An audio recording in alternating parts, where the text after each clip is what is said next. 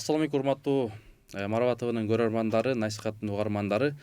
Түз эфирде Мугалим сааты программасы, анын автору жана алып баруучусу Темирлан Акматов. Бүгүн сиздер менен биз Кудай буйрса ошол кыргыз элибизге ат көтөргүс, нар көтөргүс эмгек жасап кеткен ошол атабыз, агайыбыз жөнүндө сөз кылабыз. Ибраимов Жумабек Ибраимович боюнча. Бүгүн буйрса ошол бул жылы Кудайыбыз аман болсо, агайыбыз 80 жашка чыкмак. Тилекке каршы ошол ажал деген ушундай экен. Аз, бирок саз иштерди жасап өткөн биздин атабыз жөнүндө сөз кылабыз. Андыктан биз менен аягына чейин бирге болуңуздар. Ошол бүгүнкү атабыздын кыргызда жакшы сөзү бар. Атаңды көргөн өлбөсүн дейт. Ошол замандаштары чогуу иштешкен агайларыбыз келген. Анда сиздерге тааныштырып өтсөк. Жазуучулар союзунун төрагасынын орун басары жана ошондой эле Кыргыз Республикасына маданияттын эмгек сиңирген ишмер Раматов Курманбек Раматович агайыбыз. Кош келдиңиз агай. Рахмат. Жана ошондой эле ошол агайыбыз менен сапарлаш болгон, зөңгүлөш болгон, иштешкен, кызматташкан генерал лейтенант агайыбыз Жанзаков Болот агай. Кош келдиңиз агай. Рахмат. Жана ошондой эле ошол атанын уулу дейт кыргызда. Ошол атанын уулу болгон биздин агабыз, сыймыктанган Нурдин Ибраимов агайыбыз. Кош келдиңиз агай. Анда сөз баштан болсун. Болот агай, өзүңүз баштап бересиз кандай? Сөз сизде. Урматтуу радио берилишин уккандар, телени көргөндөр, саламатсыздарбы? Бардыгыңыздарга бир салам жолдоп коеюн деген ниет келип атат. Бүгүн бир жакшы күн чайыттай ачылып, адамдын жүзүн жаркыратып турган убакыт болуп атат өзүнчө. Менин оюмча бул бекеринен болбосо керек. Жумабек Ибраимовичтин мына айтылып кеткендей, кыргыз эли үчүн, кыргыз мамлекети үчүн кылган кызматы өтө чоң, өтө бийик. Эл сүйгөн, эл барктаган улуу инсан эле. Мен жаңыдан таанышканым бул тетик өткөн кылымда 1985-86 жылдар болсо керек. Анда Жумабек Ибраимович Фрунзе шаарындагы ЭВМ заводунун башкы директору эле. Москвадан мага кайрылып калышты. Ушул ЭВМ деген заводдо бизге керектүү аппаратура чыгарылат экен. Ошого бир жардам берсеңер, барып таанышып, ошолор менен бир чогуу иштесек болот эле деген. Мен айттым, болуптур, келгиле. Барып көрөлү. Чындыгы мындай жүз көрүшүп таанышканым жок, билбеймин. Бирок ошол жерден барып таанышып, ошол жерден жүз көрүшөлү деп. Москвадан атайын кишилер учуп келди. Биз чогуу барып, ошол жерден биринчи жолу Жумабек Ибраимович менен таанышып калдык. Баягы адамды бир көргөндө эле байкайсың да. Дароо эле. Анын жүзүнөн, сүйлөгөн сөзүнөн, элге кылган мамилесинен дароо байкасаң болот. Ошол жерден Жумабек Ибраимович мурда көрүшүп, билишип, сүйлөшүп жүргөндө эле жадырап, жайнап, тосуп алып, ошол завод боюнча, заводдогу жумушчулар боюнча, ошол жердеги адистер боюнча терең кеп сөз кылып, баарын түшүндүрүп айтып берди. Баарын угуп отуруп, анан барып жол болсун, эмне кызмат менен келдиңер деп сурады. Ошондон кийин анан сурады. Анан жанагы Москвадан келген жигиттер айтты, ушу сиздер менен бир чогуу иштесек болот эле. Сиздерде жасалып аткан бир чоң жакшы аппаратура бизге керек болуп атат. Ошол аппаратураны көрсөк, анан бизге жакса сатып алсак деген пикирибиз бар деп. Ой, сөзсүз деп эле дароо ошол заводдун, ошол аппаратураны жасап аткан цехтин начальнигин чакырды. Келип биз барып, чогуу барып көрүп, ошол жерден биринчи жолу тааныштык Жумабек Ибраимович менен. аппаратура жакты жогорку сапаттагы эң керектүү аппаратура экен.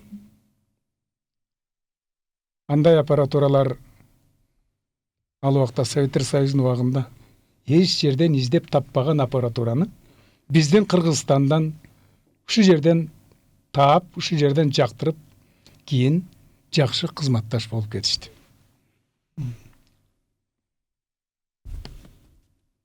Кийин Жумабек Ибраимович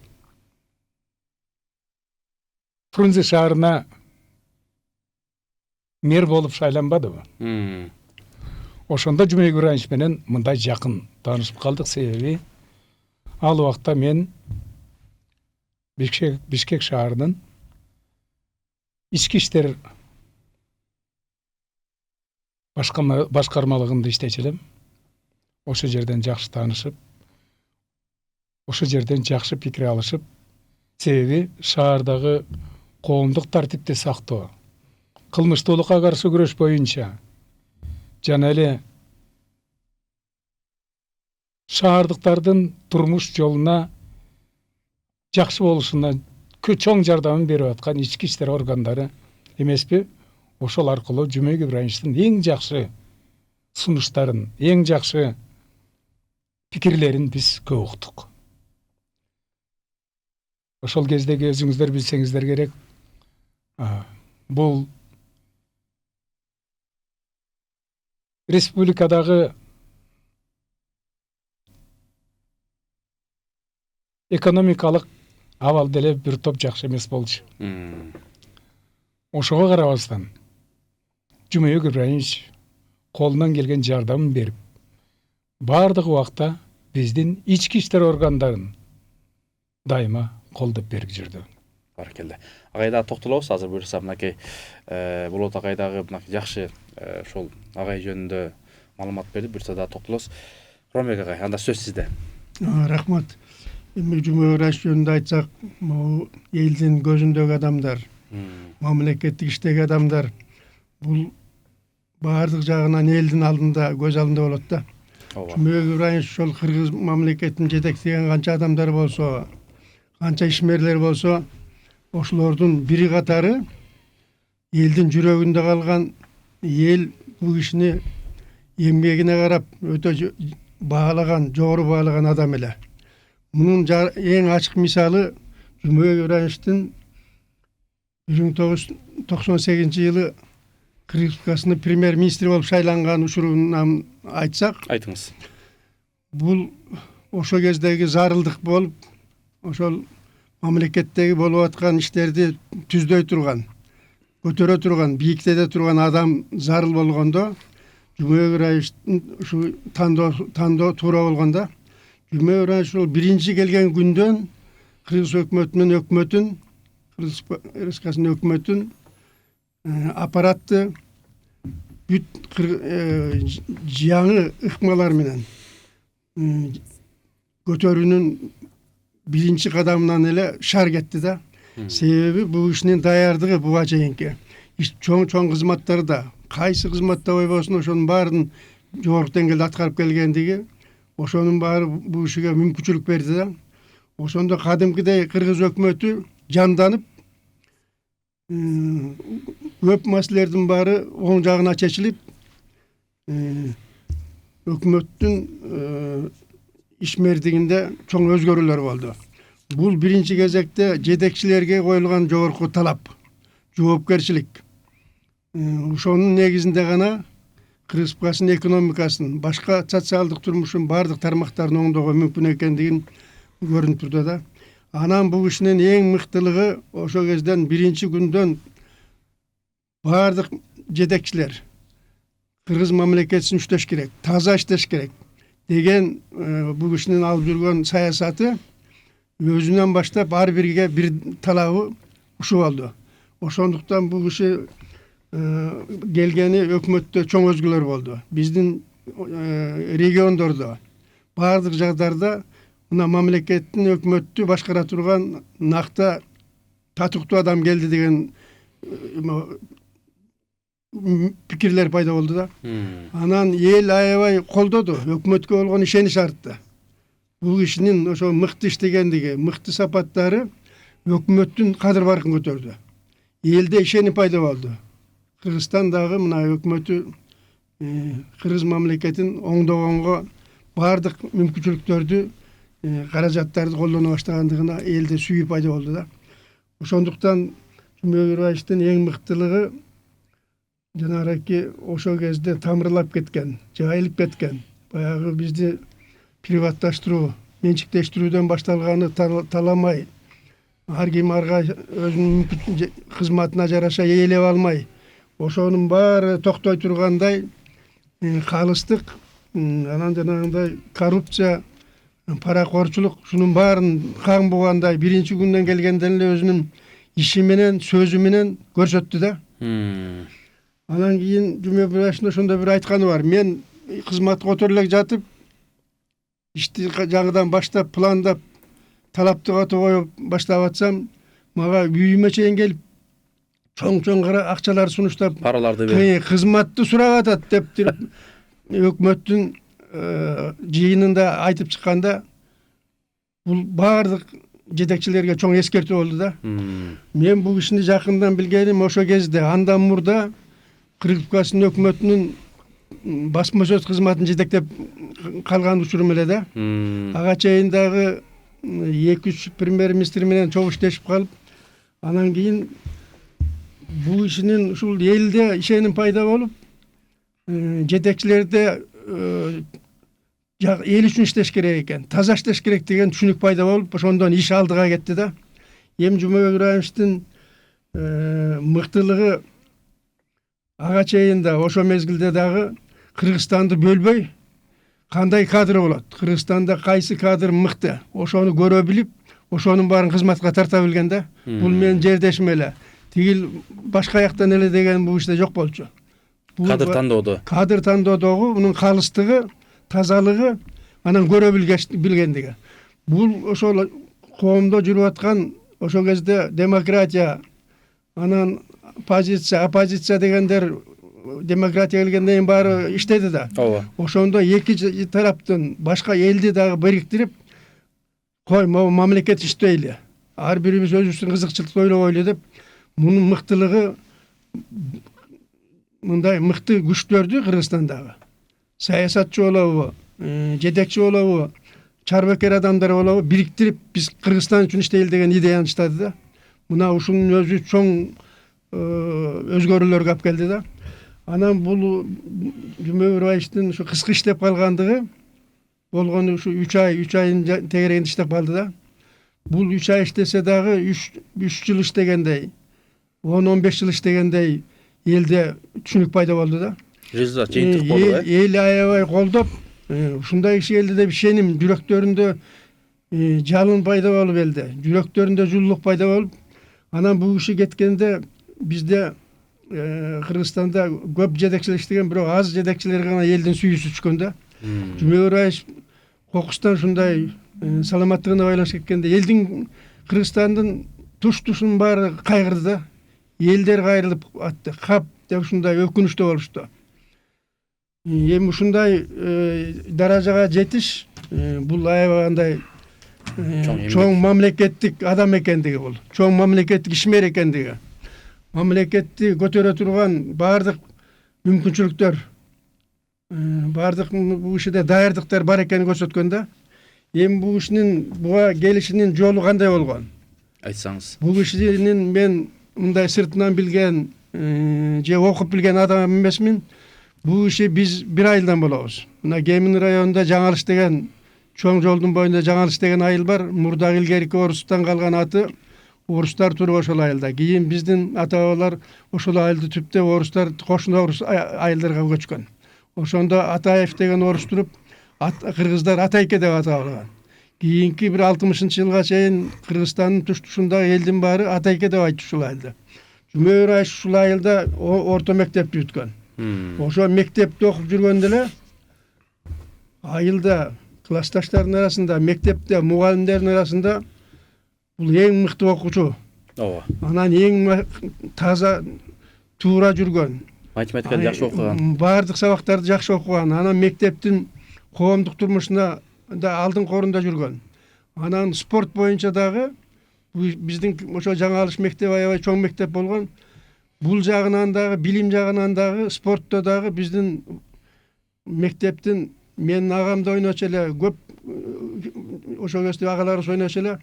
Кемин району боюнча дайым 1-орунду алып жүрүшкөн. Волейбол боюнча. Башка мынабу жеңил атлетика кезде аябай өнүккөн учур болчу. Ал кезде жеңил атлетика ГТО деп жана даярдык жаштардын мекенди коргоого, аскерге даярдык деген ГТО деген болгон.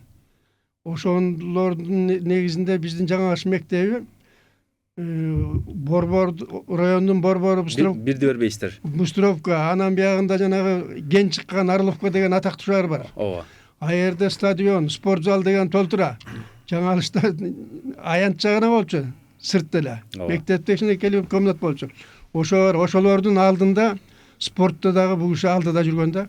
Анан бул кишинин эң жакшы ошо калыптанган усуру биздин политехникалык институтка өтүп, кыргыз жаштары кезде аз өтчү эле аяка. Ошонун могу завод жагы, механика жагына өткөн да. Ошо жерден 5 жыл окуп, жакшы окуп, баардык жагынан көрүнгөндө бул кишини окутуучу кылып алып калышкан. Сен илимпоз болосуң, бу жерде окутуучу болосуң деп политехте алып калып, ошо жерде 5 жыл иштеп, андан кийин бул өзүнүн жүрөгү өндүрүш болгондуктан Фрунзе атындагы заводто иштеген. Бу жерде инженер болуп, ошо жетектөөчү инженерден болуп иштеп, ошондон анан жана Миңкуштун жана ага аябай жакшы айтып кетти. Балыкчыда Миңкуштун филиалы болгон. Ооба. Ошол филиалда ал жердеги завод болгон, завод деп аталган. Ошол бирикменин заводунун директоруна чейин кызматка тез эле жетип, инженер болуп барып, башкы инженер болуп, директор болуп, ошо жерден калыптанып, балыкчыдан бул кишинин биринчи өндүрүштүк жетекчиси, заводдун жетекчиси. Андан кийин Балыкчы шаарынын элдик контролдоо комитетинин төрагасы болгон бул киши. Андан кийин тез эле татыктуулук эске алынып, Борбордук комитеттин сунушу боюнча, биринчи секретардын сунушу боюнча Балыкчы шаардык партия комитетинин биринчи секретарына жеткен. Ошондо дагы Балыкчыда бул кишинин эмгеги чоң. Бунун биринчи калыптанып көрүнгөн жери ушу Балыкчы шаары. Ушу жерде бир канча 7-8 жыл, 10 жылга жакын иштеди да. Анан бул киши ошондон кийин Кыргызстандын жүгүн көтөргөн биринчи чоң кадамы ошол биринчи көлдө биз Балык шаарынын биринчи секретары болуп турганда көл боюнча мыкты кадрлардын, жаш кадрлардын бир катары көзгө көрүнгөн да. Ошондуктан бул 1987 жылы кайра куруунун мезгили жаңыдан башталып калган кезде Борбордук комитеттин уюштурук партиялык уюштурук бөлүмүнүн башчысынын биринчи орун басары болгон. Бул деген аябай чоң кызмат. Кыргызстандын кадрын, уюштуруу иштерин жетектеген бөлүм болгон. Ошондо кыргыздардан, биринчилерден бул киши ушу уюштуруу бөлүмүндө иштеген, жетекчи болуп иштеген адамдардын бири бул киши. Уюштуруу бөлүмүндө илгерки заманда бүт эле башка улуттагылар иштеп, көбүнчө башка жана тармактык бөлүмдөрдө иштеген кыргыз кадрларчы. Ооба. Бул кишинин ушул жерде көрүң ачылганда, ушу биринчи орун басары болуп турган кезде кыргыздын кадрларын кандай жайгаштырыш керек дегенде жана таанышчылык. Же болбосо мындай колдоочулуктун баарын ошол кезде эле көрүнүп өзү. Ошол кезде жанагы биздин Борбордук комитетти Рябокон деген жана сырттан Кыргыз СССРдин ар кайсы жагында иштеп жүргөн Рябокон дегенди алып келип экинчи секретарь кылганда биздин жакшы кадрларды мына балта чаба баштаган ал киши. Кыргыздын улуттук өнүгүү, өсүү саясаты, идеологиясына, салт санасына тескери мамиле кылган. Ал киши ошого карап көп жакшы жетекчилерди кызматтан да алдырган. Ошого карабай бөлүм башчы орус болуп жана экинчи секретарь бийлеп бизде ошол кезде 87-90 жылдарга чейин ушундай болду да. Жана Рябокон коопсуздук биздин улуттук коопсуздук комитетинин төрагасы болгон Рябокондор ошолор бийлеп Кыргызстанды тескери кылганда бул киши ошол жерден эле көрүндү. Көп кадрларды жок, андай эмес деп сактап да калды. Аларга ишенич кылып. Анан ушул жерден баштап бул киши республикалык деңгээлде иштей турган деңгээли ушул Борбордук комитеттен көрүндү да. Кийин ошо Борбордук комитетте 91-жылдары баягы кайра куруу келип калган кезде бул иши Кыргызстандын атынан жогорку СССРдин жогорку советинде кеңешинде депутат болуп Кыргызстандан шайланып, ошол жанагы кайра куруу жана мамлекеттердин бөлүнүү убагында ошондой иштерге бул киши ошону жетектеп ошонун башында туруп калды. СССР жогорку кеңешинин депутаты болуп турду ошондо. Ошондо жанагы Москвадагы мыкты деген саясатчылар, Примаковго окшогон, Примаков кийин Россиянын премьер-министри болбоду. Ошолордун баарына көрүнүп, ошолор менен кадимкидей бир деңгээлде иштешип калган киши да. Анан бул кишинин ошондон кийин жанагы өтө оор ушул болду. Мына болот агай аябай жакшы айтып өттү. Мына Бишкек шаары Кыргызстандын эң көйгөй учуру 93-91, 92, 92, 93 жылдары жана бөлүнүү убагында бүт баягы экономикалык байланыштар үзүлгөн кезде бүт оорчулук биздин мамлекетке да келди да. Ошондо Бишкек шаары биринчи ошо сезди да.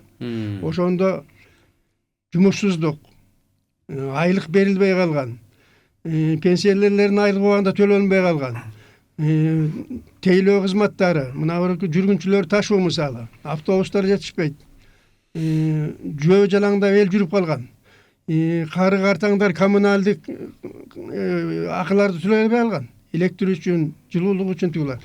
Ошо мезгилде Жумабек Ыбырайымовдун мыкты касиети ушул канча Кыргызстанда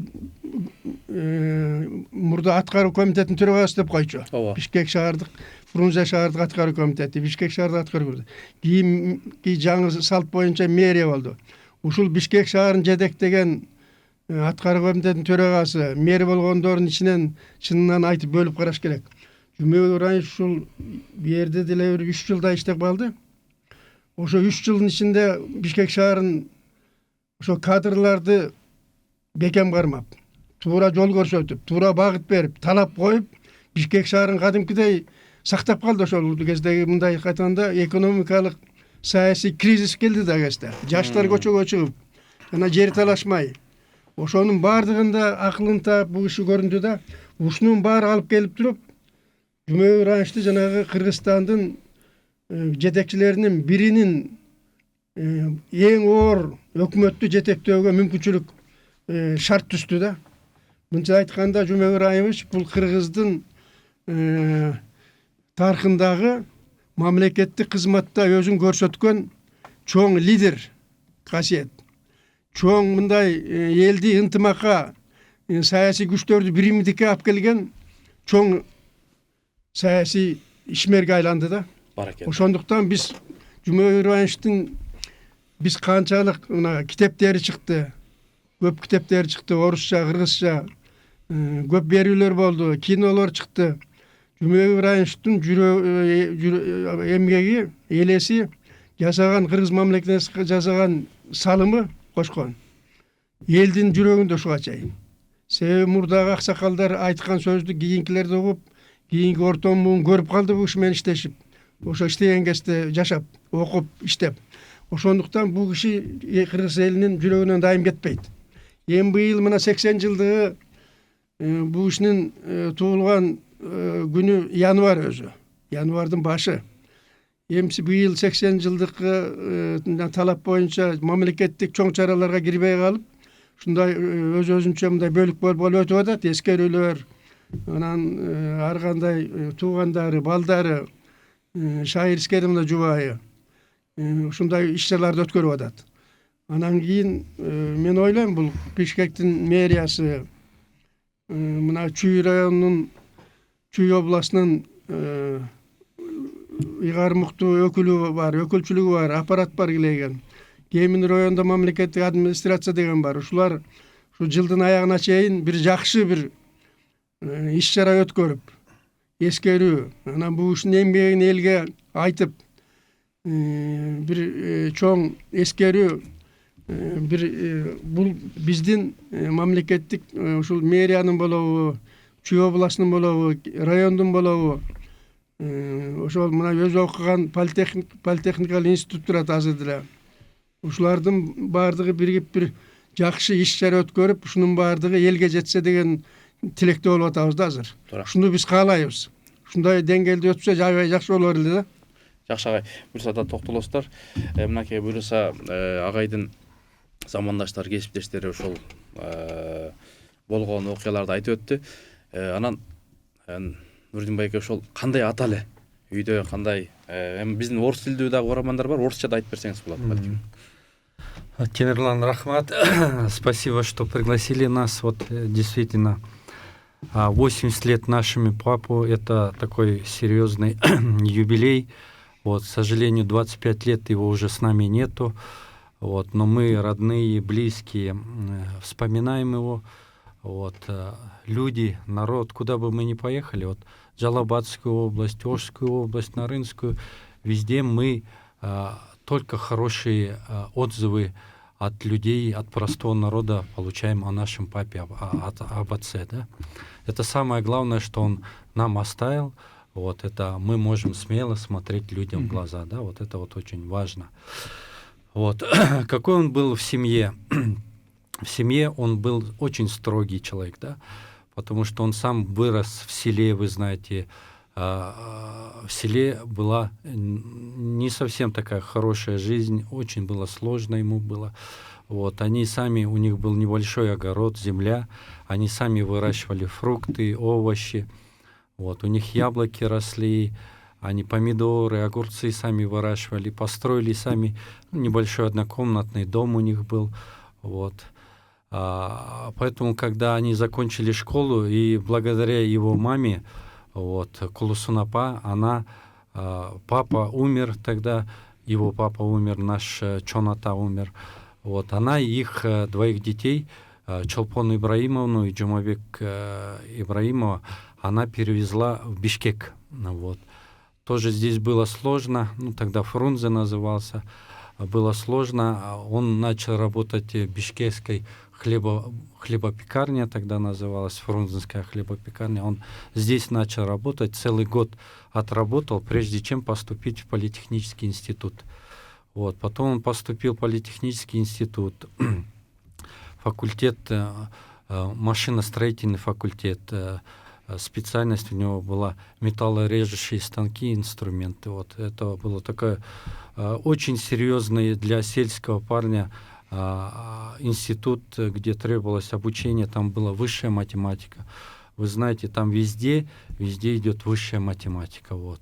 И он как-то сказал, вот, куда Бог мне говорит, открыл высшую математику, я начал математику щелкать, как орешки дать, да, вот это вот тоже хорошее воспоминание было. Вот. Но он, когда, вы знаете, когда в те времена люди учились, студенты учились, их обязательно призыв в армию был. Он был тоже не исключением. Он как высокий, статный юноша, его призвали, он занимался спортом, он любил бокс, футбол, волейбол, он был сам высокий, статный. Вот. Его призвали в воздушно-десантные войска, город Тулу, в Россию. Он там 3 года отслужил. Вот. Потом продолжил обучение в политехническом институте. После того, как он закончил институт, ему предложили вот, аспирантом работать в политехническом институте. Вот это не всем предлагали, это вот наиболее такие одаренные студенты, которым могли предложить. Вот он там преподавателем остался, 2-3 года он отработал в политехническом институте. Вот, его приглашали на стажировку в Москву, Московский станкостроительный институт. Но по семейным обстоятельствам он там не смог продолжить. Вот он год стажировку прошел и вернулся во Фрунзе. Вот. Потом ему предложили работать в Балыкчинском заводе оргтехника, филиал такой Минкусского завода оргтехника. Вот он там начал от конструктора и закончил главным генеральным директором. Да? И вот когда он там работал, его увидели, он был очень активный директор, рационализаторские предложения вносил, получил заслуженного рационализатора. Вот. И его увидели по партийной линии, тоже начали продвигать. Вот. Мне он как-то, в узком кругу он рассказывал, что Абсамат Масалиевич пригласил его к себе в кабинет и говорит, вот давай сейчас ты будешь председателем народного контроля города Рыбачья. Он задумался, Абсамат Масалич говорит: что ты задумался? Или на должности директора завода ты большая зарплата, чем на должности председателя? Он говорит: да нет, я не из-за этого задумался, просто я привык созидать, а не надзирать. А там же надо же надзирать, там нужен контроль. И Абсамат Масалич говорит: ты хотя бы годик там поработай, а потом дальше будем тебя продвигать, будешь, даст Бог, первый секретарь города Рыбачьего. Вот тогда он согласился работать, вот, и он дальше пошел работать по партийной линии. Вот. Ну, это все связано, конечно, вот и с семейной жизнью. Вот и эта жизнь его приучила, и служба в десантных войсках приучила быть строгим, ответственным, дисциплинированным. И в семье он тоже был очень дисциплинированный, строгий. Он, если делал нам какие-то подарки, то это были небольшие подарки. Вот он на Новый год принесет пакет мандаринов. Вот, и это для детей, для всех. Ну, конечно, когда день рождения у нас было, это, конечно, был особый праздник. Он вставал раньше всех утром, даже раньше мамы, ложил возле кровати, возле стула подарок и только потом будил. Вот. Это было, конечно, очень приятные, запоминающиеся подарки всегда он делал. Какие-то интересные книги были, какая-то интересная игрушка была. Вот. Это, конечно, все было очень приятно, да? И запоминаешься. Суроолор келип атат, суроо өтө көп болуп атат. Биринчи суроолордон баштасак, ошол тиктоктон келген суроолорго агайдын быйыл ушу кандай иш чаралар өтөт дейт 80 жылга карата. Азыр агайды айтып өтүп турушат, мурун кошулгандар. Анан агай кандай сыйлыктарга ээ болду эле дейт, ушу мамлекет жактан сыйлыктар, награда. Эми бул иши ушундай мезгилде иштеди. Бул кишинин эң жакшы касиети сыйлыктарга, ар кандай наамдарга эч качан бул киши жутунган жок да. Кызыккан эмес, Кызыккан эмес. Бул киши ошол жанагы СССРдин убагында, Компартиянын убагында, Москвадан жетектелген убак, борбордук комитеттен бизден, Фрунзеден. Ошол кезде бул киши жаш болуп, калыптануу мезгили болду да. Андан кийинки мезгил, чынын айтыш керек, Жумабек Ибраимовичтин эң керектүү учуру ошо Кыргызстанда момундай кайра куруу башталып, анан кийин демократия келип, анан мынаореки рынок экономикасы, базар экономикасы келгенде бул өтө оор учурда болду да. Ошондуктан бул убакта сыйлык берүү жөнүндө, ар кандай наамдарды алуу жөнүндө ошол кездеги башка адамдар болгондур. Бул иши такыр ойлогон эмес да. Агай, ушул жерде сөзүңүз оозуңузда, ушул жерде сыйлык берүү алууда коррупциялык элементтер бар да. Анча-мынча азыр дагы болуп атат го. Ошондой болду. Анан бул кишинин эң чоң сыйлыгы ошол СССРдин жогорку советинин депутаты болду, Кыргызстандын атынан. Кийин 1995-жылы баягы мамлекеттик катчы болуп турганда, мамлекеттик катчы катарындагы кийин кеңешчи, президенттин жогорку кеңештеги өкүлү катарында бул иш аябай жакшы иштеди. Ошол жанагы талашып тартышкан убакта баарын бириктирип, бул иши данекер болуп турду. Ошол кезде бул ишини Кемин районунан Кыргыз Республикасынын жогорку кеңешине депутат болуп шайланды. Бул кишинин чоң сыйлыгы мына элдин урматтоосу болуп, Кемин Чүй району бир округ эле, аябай чоң округ. Ошол жерден жогорку кеңешке депутат болуп, ошол жанагы ошондон баштап жанагы мамлекеттик катчыдан тиги президенттин кеңешчилигине өткүлүп, сен депутаттар менен иштешип, депутаттар менен тыгыңды өркүндөтүп, баардыгы бул кишини урматтап, бул кишинин сөзүн, калыс сөзүн дайым баары укканда, ошондуктан президентке кеңешчи болуп, анан президенттин жогорку кеңештеги өкүлү болуп, ошол жогорку кеңеште баардык иштер жүргүздү да. Мына ушул жогорку кеңештин депутаты болуш дагы бул чоң сыйлык, чоң урмат да. Бул эң чоң сыйлыктардын бири да. Анан элдин сыйлыгы. Анан элдин жүрөгүндө калганы бул ошол сыйлыктар да. Биз мынаореки көп учурда ушул сыйлык боюнча жарышкандай Кыргызстандачы болуп атпайбызбы? Чынында бул сыйлык, атак деген бир гана эл бериш керек. Ошол элдин жүрөгүндө калган киши бул баардык сыйлыкка жеткен адам да. Анан Жумабек Ибраимовичтин жанагындай ушундай оор учурда иштегени, кийинки мезгили жаш кезинде областта, Ысык-Көл областында, Балыкшы шаарында көтөрүлгөн убагы бунун кызмат боюнча жана көтөрүлгөнүн баардыгы бул сыйлык катары эсептесек болот да. Баракет. Борбордук комитетте келип эң жооптуу иштештин өзү бул чоң сыйлык да.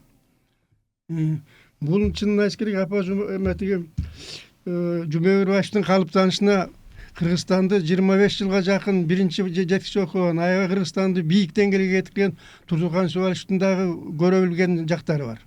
Көрөгөчө данышпан. Андан кийин бул жана Кыргызстанды жетектеген Абсамат Масалич менен Ысык-Көлдө чогуу иштешип калып, ошонундо аябай көрүнүп, ошондуктан ошол борбордук комитетте Абсамат Масалич менен чогуу иштеп, чоң таяныш болгон да. Андан кийин мына кайра куруу мезгилинде кадрлар жетишпей, татыктуу адамдар жетишпей турганда бул иши мына кыргыз элине иштеп берди. Баракелде. Агай, суроолор өтө көп келип атат. Бул баягы убагында өрбөсүп өтүп кетип атат. Ошондуктан суроо берип атат. Сиздер дейт, Жумабек агайдан кандай үлгү алдыңыздар деп суроо берип атат да. Баягы кесиптеш, замандаш катарында. Бул жерден өтө баса көрсөтүп айтып кетүүчү нерсе. Биз жерден азыр уулу Нурдиндин сөзүн, жердеши Курманбек Раматовичтин сөзүн угуп, мен өзүм баягы иштен көп байкап жүргөндүн баардыгы азыр ойго салып атат да. Эң биринчи баса көрсөтүп айтып кетүүчү нерсе Жумабек Ибраимовичтин адамгерчилиги. Жөнөкөй болгон дейт, Өтө жөнөкөй, өтө жогорку деңгээлдеги адамгерчилик эле. Ар бир кишинин сөзүн толук угуп, ал сөзүнүн толук түшүнүп, анан ага толук төкпөй чачпай жооп берер эле. Ошол жогорку деңгээлдеги адамгерчиликтүүлүгү менин оюмча ушул азырдагы көпчүлүгүбүзгө, өсүп келе жаткан муундарга, көпчүлүк жетекчилерге сабак болот го деген бир оюм бар. Экинчиден, Жумабек Ибраимовичтин өтө жогорку деңгээлдеги жоопкерчилиги берилген иштерге. Мына азыр кыскача өмүр жолун уктуңуздар. Кайсы жерде иштебесин, кандай кызматты иштебесин, Жумабек Ибраимович ошол берилген кызматка, тапшырылган кызматка өтө жогорку деңгээлдеги жоопкерчиликтүүлүгү менен мамиле кылып, жоопкерчиликтүү менен аткарганы. Бул дагы биздин келечектеги муундарга чоң сабак болот го деген оюм бар. Мына менин эсимде мамлекеттик катчы болуп Кыргыз Республикасынын туңгуч президенти Аскар Акаевич менен чогуу иштешип калды. Ошол убактагы республикадагы акыбал өтө оор, опурталдуу, татаал мезгил эле. Ошондо митингдер дагы көп. Ал убакта демократия жаңыдан күч алып, демократия деген ушундай толкундап турган кез болчу. Ушул кичинекей эле, биздин кичинекей эле Кыргызстанда 5000ге жакын өкмөттүк эмес уюмдар бар эле. Ошол учурда 5000ге жакын. Ушул бир жаңылбасам 25-28 партия бар эле. Ошол мезгилде Кыргызстан демократиянын аралчасы деген жогорку деңгээлде бүт дүйнө жүзүнө ошентип тараган кез болду. Ошондо улуттук коопсуздуктун кызмат жетекчиси болсуңуз? Жок, мен ал убакта өкмөттө иштеп калдым. Бөлүм башчы иштеди көп жылга. Анан ошондо өз көзүм менен көрүп калдым да, дегенде Жумабек Ибраимович жаңы ошол иштеп аткан кезде мен Бишкек шаарынын ички иштер органдарынын башкармачылыгында иштечимин. Ошондо жанагы митинг өткөрүлүп аткандарга, пикетке чыгып аткандарга, ошол жерде баягы ар кандай маселе менен келип топтолуп келип кыйкыр өкүрүк болуп аткандарга келсин кетсин. коркпой үркпөй барып алар менен ачыктан ачык сүйлөшүп аларга жөн жайдын баардыгын түшүрүп кандай маселе болсо ошол маселени кайсыл убакта кандай деңгээлде чечип беремин деп баягы өзүнүн мындай моюнуна баардыгын алып жоопкерчиликти алып туруп анан кийин элди таратып ушул элге кылган мамилеси бул өзүнүн Бул агай данышмандуулук тем ошо элди угуп данышмандуулугу дагы, бирок эң негизи чечкиндик. бул ошол өзү аткарып аткан кызматка жогорку деңгээлдеги жоопкерчиликтүү менен кылган мамилеси. Жакшы. Суроолор келип атат агай, неме дейт? Ошону айтып кетейин. Суроо келип атат, ушул үй бүлөсү жөнүндө айтып берсеңиздер, жанагы жакшы жетекчинин аркасында жакшы аял болот дегендей дейт. Карамбек агай, сиз жооп бересизби? Мен Күмөгүр Раевичтин могуреки мамлекеттик кызматта, андан мурда мен журналист катары, анан Кыргыз Туусу газетасынын башкы редактору катары Күмөгүр Раевич жана заводдо, Жанар заводунда жана Болот агай аябай жакшы айтып кетти, анын баарын айтпайын. Жанар заводунда, андан кийин Бишкекте мэр болуп иштегенде, ошо бир катарда иштеп, биздин журналисттердин, редактордун милдети катары баарына көз салып, материалдар чыгарып жүрдүк да. Ооба. Эми бул кишинин ошо мезгилден кийинки мезгилде өкмөттө пресс басма сөз кызматын жетектеп турган кезде бул киши келип премьер болуп келди. Ошондон мен билгенден бул кишинин жубайы Шайыр Искеновна менен мындай ошондон билип калдым да, ошо кездерден. Анан бул киши жана жердешчилик кылып, мындай жердешчиликке тартып, же болбосо тияк бияк кызматка түртүү деген бул киши жок болгон. Дайым биз ошол жалпы эл катары жүрдүк да. Анан Шайыр Искеновнанын мыктылыгы бул киши ушул Күмөгүр Раевичтин жооптуу татаал учурдагы иштеринде дайым көп жардам берди да ушул. Туура кеңештерин берип, туура акылын берип, ал кишини жакшы карап, жана кийин өзгөчө ден соолугу начарлап калган кезде аябай колдоо көрсөтүп, аябай ошол кештен жакшылап ден соолугу да оңолуп, Москвадан бар операция кылдып келген да бул киши ашказандан. Анан кийин Шайыр Искеновнун жакшы эмеси мынакей бул кишинин эскерүү боюнча китептерин чыгартты. Бир канча орус тилинде, кыргыз тилинде китептерин уюштуруп, анан кийин Бишкек шаарында эстелиги коюлганда ушул Шайыр Искеновнанын демилгеси менен болуп, Күмөгүр Раевич менен чогуу иштеген Турдакын Субарич баш болуп колдоп, эстелиги ошол жалпы эл колдоп туруп калды. Мына бул кишиде дагы жубайынын эмгеги чоң да. Андан кийинки ошол бул кишинин тарыхый ордун сактап калуу боюнча көп иштерди жүргүзүп келатат. Ошол жана иш чараларды өткөрүп, шаарда жана көчөгө аты коюлду, Жумабек атындагы көчө бар, Жумабек көчөсү Борбордо. Айылда көчөгө аты коюлду. Анан кийин жанагы китептери аябай жакшы авторлор жазды. Орусчалар да, кыргызчалар дагы элдин жүрөгүнө жеткен жакшы китептер болду. Ушунун баардыгында иши кылып, мына мен Шайыр Искеновнаны билгенден ушул күнгө чейин ал кишинин ошо жасаган ишин дагы улантып, каерде болбосун ал кишинин ордун жок кылбай келаткан адам да. Мыкты жар болду дегендей. Анан мына балдарына рахмат айталы, үй бүлөсүнө рахмат айталы. Мына Күмөгүр Раевичтин балдары дагы жакшы иштерди иштеп, атасынын жолун улап, өзүлөрү дагы мына жакшы келатышат. Жакшы агай. Болот агай, сизге суроо келип атат. Бишкек шаарынын мэри болгон деп айттыңыз. Ошол учурда агай шаарга кандай жаңылыктарды киргизди эле деп TikToктон сизге суроо атат. Бул мэрдин кызматы өтө мындай кеңири болот эмеспи? Ооба. Ошон үчүн тактап мына моорекини кылды, муну кылды десе кичине олдоксондук болуп калат. Бирок эң жакшы жери Күмөгүр Раевичтин ушул Бишкек шаарындагы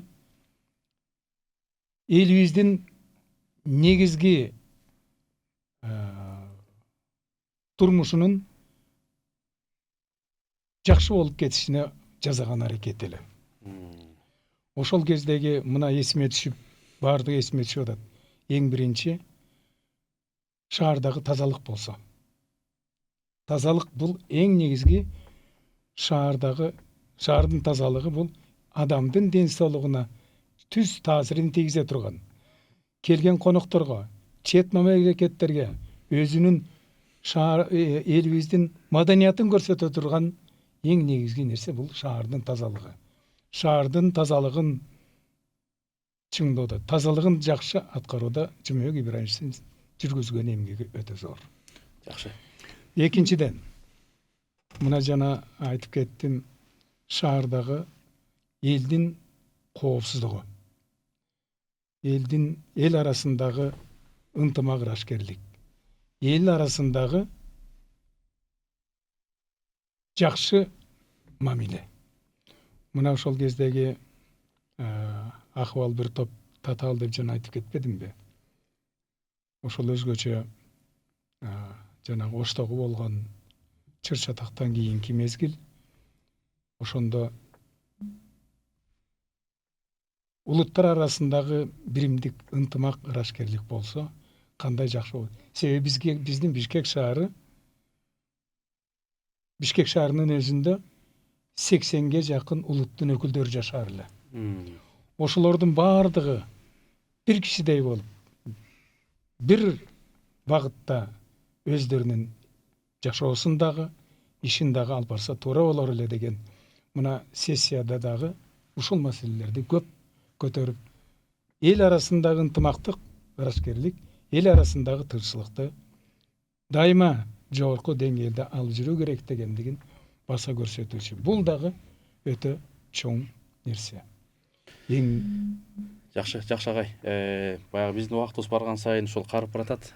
Баягы убакыт ушундай экен да. Эми агай сизге да биякта ушул сурап атат. 13 декабрдагы программа боюнча айтып берсеңиз деп.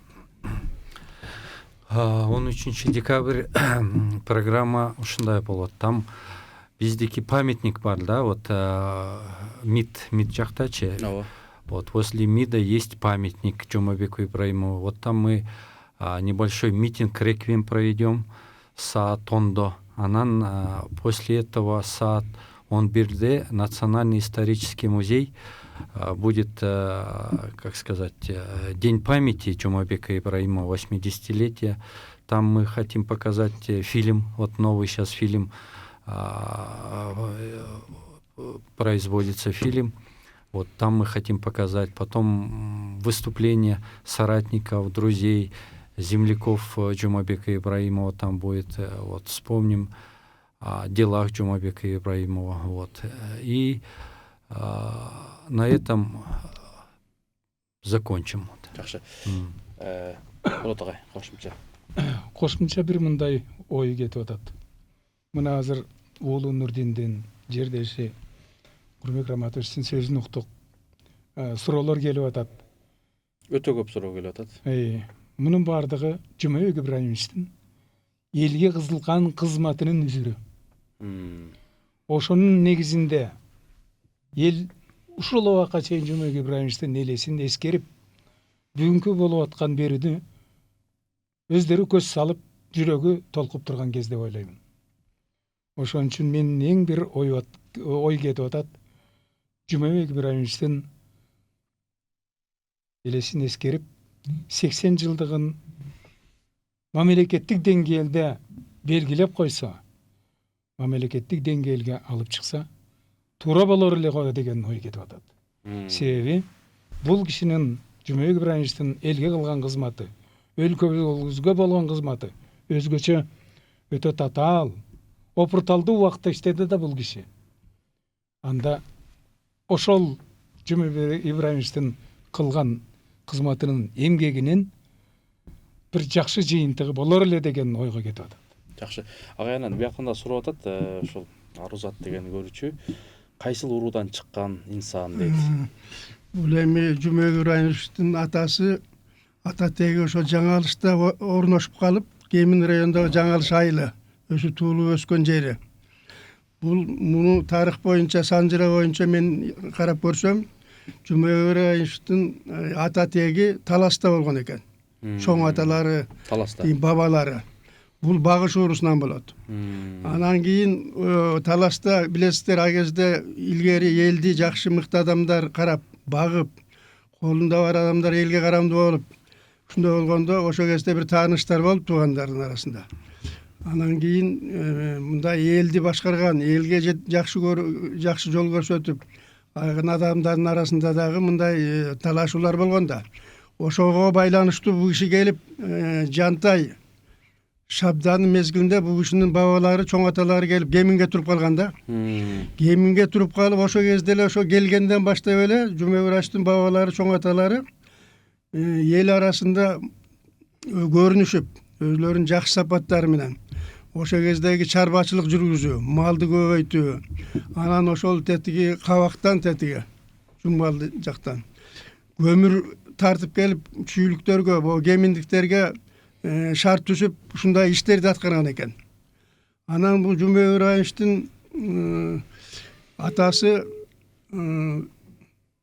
Ибраим болуп калганы, Бул өзүнүн атасы Акай деген киши болгон жаңашта. Бул дагы биринчилерден, молдолордон билим алып, кийин колхоз уюшулганда атасы ошол артелде, колхоздо эсепчи болуп иштеген адам. Анан жана Ибраим деген бул Акайдын агасы болот. Ошо баласы жок болгондуктан Жумебир Айчты ошол ага иниси Акайдын уулун багып алып, ошондон Ибраим болуп катталып калган да бул киши. Анан Ибраим деген киши жана Нурдун туура айтып кетти. Бул ошол колхоз уюшулган кездеги эң алдыңкы адамдардын бири болгон. Ошол айылдагы актив болуп, анан жанагы колхоздун жетекчилери, жаштар көтөрүлгөн кезде ошолорго кеңеш берген, түз берген Ибраим деген аксакал болгон да. Анан жана апа дагы ошол колхоздо звеновой болуш деп талашчылыкта. Ошол жанагы багып алган апасы болуп калат да эми. Ошол звеновой болуш деп кийин колхоздо илгери колхоздо элдин баары талаада тоодо иштегендиктен бала бакча ошо кезде уюшулуп, ошо бала бакчанын башчысы болуп көп жыл иштеген. Апач Жумебир Айчты баккан апасы ушундай иштеген. Ошондуктан жана Жумебир Айчтын бул ата теги ошо элге кызмат кылган, элге көп жакшылык тийген адамдар. Бали. Жакшы агай. Эфир соңуна келип калды. Эми ошол жалпы буякта аябай суроолор өтө көп калып кетти. Буюрса жыйынтыктап берсеңиздер. Бүгүнкү эфирибизде жыйынтыктап болот агай. Бүгүнкү ушул Жумебир Айчтын 80 жылдыгына карата ушул иш-чараны уюштуруп атканы өтө кубанып атамын. Жүрөк толкуп, чындыгында кубанып атам. Чындыгында бул өзү элесин эскере турган, элеси дайыма элибиздин жүрөгүндө кала турган адам. Мына ушуну уюштуруп аткан Нурдин, сага чоң рахмат. Ден соолук, жакшылык болсун. Жана айтылып кетпедиби? Атаны көрүп бала өсөт деп, ушул атаңдын аркасында сенин өсүп атканыңа мен дагы кубанып атамын. Жакшылык болсун деген тилек. Сиздерге да чоң рахмат ушул бүгүнкү берүүнү уюштуруп атканыңыздарга. Жумебир Айчтын элеси дайыма жалаң канат бир туугандар эмес, бүт элибиздин Жумебир Айч менен чогуу иштешип билип калгандардын жүрөгүндө сакталып калат деген Кыргыз элде оюмда бар. Жакшы агай, рахмат. Анан дагы суроого да жооп берип кетесиз го агай. Туулган өскөн айылында дейт, музей барбы, агайдын атынан коюлган эмнелер бар деп жооп берип анан жыйынтыктасаңыз. Туулуп өскөн айылында Жаңалышта ошол өзү жашаган көчөгө аты берилген. Жаңалыш айылында ошо Жумебир Айчтын атында көчө бар. Анан мектепте музей учулган. Ошонун музейде дагы бул кишиге атайын орун берилип, эскерүүлөр жүргүзүлөт. Анан бул Жаңалыш айылына 100 жыл болду уюшулганда. Кийин отурукташып, баягы совет мезгили келгенде тоодо жүргөн, ар кайсы жайлоолордо, жайыттарда жердеп жүргөн ушу туугандары Жаңалыштын эли келип колхоз тушулган 100 жыл болду. Ошого карата китеп чыкты. Бунда дагы Жумебир Айчтын орду көрсөтүлүп, ал киши жөнүндө баардык маалыматтар, ата теги жөнүндө баардык маалыматтар берилген. Анан кийин кызыккандар болуп барып көрсө болот, анан эми алдыда дагы ошо айылда ошо мыкты адамдардын аллеясын түзүү, дагы музейди кеңейтүү жөнүндө сөздөр болуп атат. Ошолдон дагы бул ушунун орду дайым болот да. Жакшы агай. Жыйынтыктоо сөз болсун. Жыйынтыктап айтсак эми агайдын айткандары аябай жакшы болот беке, аябай жакшы айтып өттү. Бул Жумек Ыраевичтин биздин мамлекет үчүн, биздин келечек үчүн керектүүлүгү бул ишинин мындай 80 жылдыгына байланыштуу, башка жагына байланыштуу иш-чаралар эмес. Жумек Ыраевич бул тарыхта калган мамлекеттик ишмер. Ошондуктан Жумек Ыраевичтин жасаган эмгеги кыргыз мамлекетинде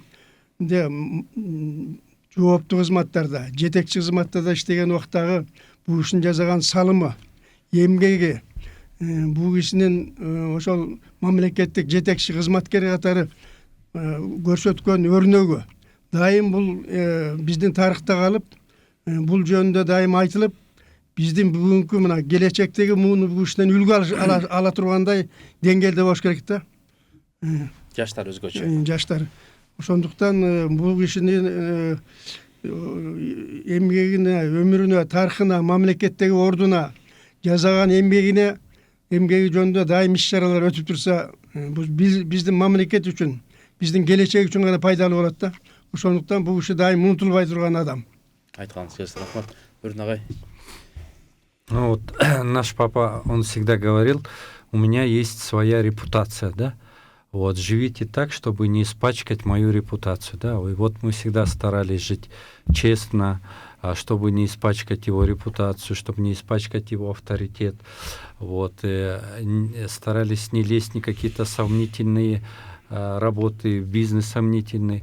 Вот, старались всегда жить честно, так, как он нас просил. Вот мы, дети, всегда жили честно, живем честно. Вот, и смело смотрим людям в глаза. Вот это для нас самое важное, да? Ой, молодец. Рахмат. Урматтуу телекөрүүчүлөр, урматтуу угармандар, бизге бөлүнгөн убакыт да соңуна келип калды. Биз ойлойбуз, ошол агай жөнүндө аз да болсо маалымат бердик. Биздин ушул чакырылган конокторубузга чоң ыраазычылык билдиребиз. Мурунку улуттук коопсуздук кызматынын жетекчиси генерал-лейтенант Жанызак Болот агайга чоң ыраазычылык билдиребиз. Жана ошондой эле жердеши, айылдашы, журналисттер союзунун төрагасынын орун басары, Кыргыз Республикасынын маданиятына эмгек сиңирген ишмер Раматов Курманбек Раматович агайга ыраазычылык билдиребиз. Жана ошондой эле ошол атанын уулу болгон Нурдин Ибраимов агайга чоң ыраазычылык билдирип, Кудай буйрса келеки ушул 13 декабрда боло турган самалыктар, иш-аракеттер жакшы өтсүн, берекелүү болсун. Кудай буйрса, мен ойлойм, агайдын кылган эмгектери Кыргызстанда ошо ар бир элдин жүрөгүндө жашай берет. Кийинки эфирден амандашканга чейин Аллах Тааланын саламы, тынчтыгы, берекеси сиздер менен болсун.